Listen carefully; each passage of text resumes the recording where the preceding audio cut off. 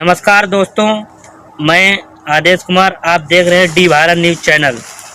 हम निकल पड़े हैं, रात के 9 बजने जा रहे हैं। आइए हम मिलते हैं कुछ किसानों से जो इस समय रात्रि के 9 बजे भी अन्ना मवेशियों से परेशान होकर अपनी फसल लगा रहे हैं। अपने कैमरामैन से कहना चाहेंगे जरा सीधी तस्वीरें दिखाएं। रात्रि के 9 बज चुके हैं। इस समय कुछ किसान अन्ना मवेशियों को इतनी कड़ाके की सर्दी में, ये एक किसान हमें मिले हैं जो इस समय रात्रि के 9 बजे मचान पे लेटे हुए हैं। आइए उनसे बात करते हैं कि इतनी रात में इस समय यहाँ क्यों लेटे हैं, क्या वजह है। आइए हम सीधे किसान से मिलते हैं। हम यहाँ पर फसल रखा रहे हैं, पशु बहुत परेशान कर रहे हैं, मुझे रात रात भर रखा रहे हैं।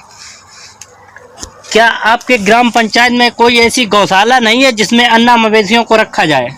ऐसी कोई गौशाला नहीं बनी है। लोगों ने कागजी द्वारा दिखा दी है, प्रधान द्वारा, और मतलब बनी कहूँ नहीं है। लेकिन उत्तर प्रदेश सरकार की तरफ से हर एक ग्राम पंचायत में गौशाला का कार्य पूर्ण रूप से कराया जा रहा है, लेकिन आपके ग्राम पंचायत में कोई ऐसी गौशाला नहीं है। हमारे गांव में ग्राम पंचायत में ऐसी कोई गौशाला नहीं है। क्या आप इतने परेशान हो इतनी कड़ाके की सर्दी में? इस समय रात्रि के 9 बज चुके हैं और आप अकेले यहाँ लेटे हुए हैं। हाँ, हम इस समय लेटे हुए हैं और रात भर रखा रहे हैं, लेकिन पशुओं से बहुत परेशान हैं। अच्छा, और हम कुछ किसानों से मिलते हैं, देखते हैं वो इस समय क्या कर रहे हैं। और रात्रि के 9 बज चुके हैं और इतनी कड़ाके की सर्दी में किसान परेशान है, लेकिन राज्य सरकार को ये नहीं पता है कि किसान इतना परेशान हो चुका है, फिर भी किसानों के लिए कोई ऐसा सख्त कदम नहीं उठाया जा रहा है जिससे किसानों की परेशानी दूर हो। अगर गौशाला बन जाती तो खुदा न खास्ता कोई अन्ना मवेशी किसान के ऊपर हमला कर जाता। कई किसान उत्तर प्रदेश में अन्ना मवेशी के हमले से मारे भी जा चुके हैं। हम स्टूडियो में बैठ के खबरें नहीं दिखाते हैं। डी भारत सिर्फ सीधे किसानों से मिलकर सीधी खबर दिखाता है। आप देख रहे हैं, ये हमें कुछ दूसरी ग्राम पंचायत के किसान मिले हैं। आइए इनसे भी पूछते हैं कि इतनी रात्रि में आप यहाँ क्या कर रहे हैं और किस लिए यहाँ रात में ये लाठी डंडे लेकर खड़े हुए हैं। आइए हम बात करते हैं।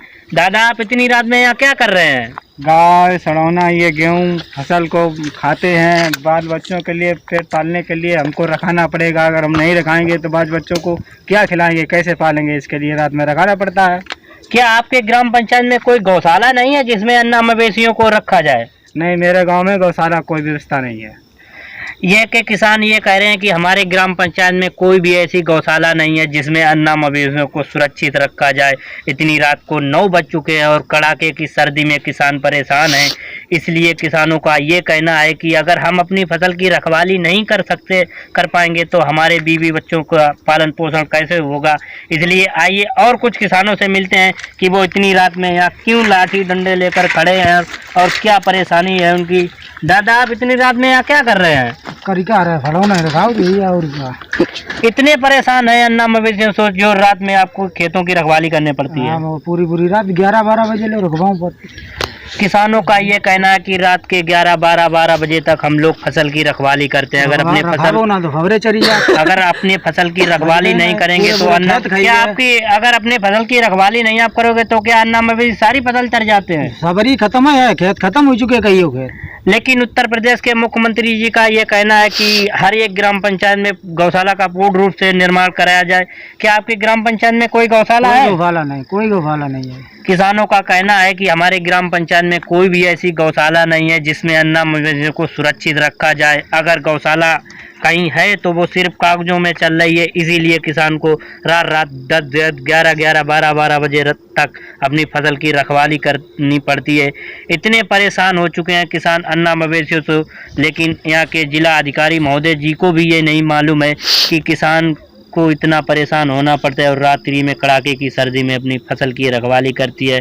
क्या और भी ऐसे किसान हैं जो रात में फसल की रखवाली करते हैं? वही करते हैं पूरे हारम। अच्छा, पूरे क्षेत्र में किसान यहाँ रात में रुकते हैं पूरी रात। जी, आपका नाम क्या है दादा? आप दादा कहाँ रहते हो? बरगामा।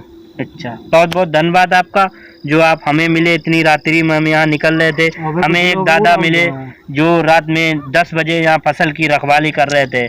इसलिए क्योंकि उनके भी बीवी बच्चे हैं। अगर वो फसल की रखवाली नहीं कर पाएंगे तो अन्ना मवेशी उनकी सारी फसल चर जाएंगे। उनकी भी मजबूरी है रात में इतनी सर्दी में परेशान होके जो अपनी फसल की रखवाली करते। अरे वही गइयों से सब परेशान है, कोई देखने ही वाला नहीं है। आप तो कह रहे हैं कि ये गौशाला है, यहाँ कोई देखने वाला नहीं है। आज तक हर किसान परेशान है। लेकिन आपके ग्राम पंचायत में ऐसी कोई गौशाला नहीं है जिसमें अन्ना मवेशियों को घेर के खड़ा कर दिया जाए? हमारे क्षेत्र में कोई मवेशी वो नहीं है गौशाला।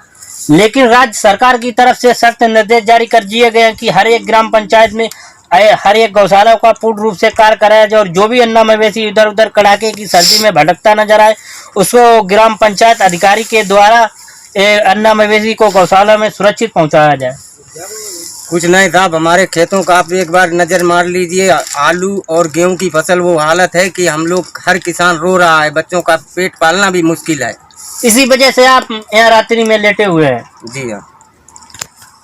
आइए हम निकल चुके हैं, रात को 9 बज चुके हैं। आइए और कुछ किसानों से मिलते हैं कि इतनी रात्रि में वो इस समय यहाँ क्यों खड़े हुए हैं और रात्रि के 9 बज चुके हैं। आइए और कुछ किसानों से मिलते हैं, उनकी समस्या को जानते हैं और उनसे पूछते हैं आप इतनी रात्रि में यहाँ किस लिए खड़े हैं?